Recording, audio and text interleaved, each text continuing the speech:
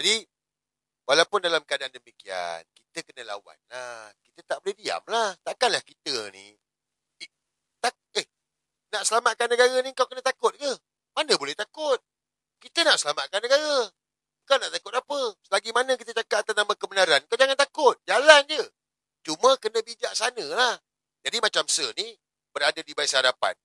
Seperang habis-habisan. Kawan-kawan TikToker yang lain yang bercakap ni, teruskan. Tapi bagi rakyat ini, kau gunakanlah kebijaksanaan korang masing-masing. Selamat datang ke Suara Dunia. Cerita di sebalik cerita. Buat satira, buat gambar. Contoh saya tunjuk. Gambar, simple lah gambar ni. Tapi takkanlah orang tak faham. Nampak? Ni contoh. Simple je. Ada tangan bagi pen dekat anjing. Simple lah. Tangan bagi pen dekat anjing. Fantastik. Orang dah tahu siapa dah. Betul tak? Tak kisah. Kalau polis tangkap, saya keluar je gambar anjing. Kenapa? Ada orang terasa ke? Siapa yang terasa?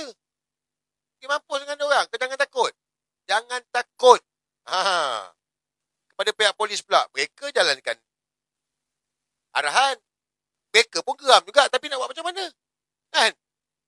Kita buatlah. Jadi bila buat macam gini, tak adalah nak tangkap MC ke apa semua ke, kan?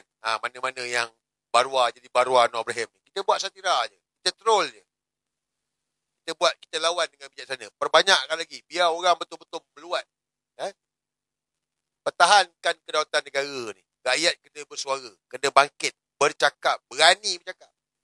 Bagi tahu perkara ni. Okey? Okay. Ini. Saya tak nak ulas. Tetapi saya rasa macam saya nak kena ulas juga. Sebab saya tak nak rakyat Malaysia ni ditipu. Saya tak nak korang ni ditipu. Jangan lupa subscribe dan tonton video penuh di Suara Dunia.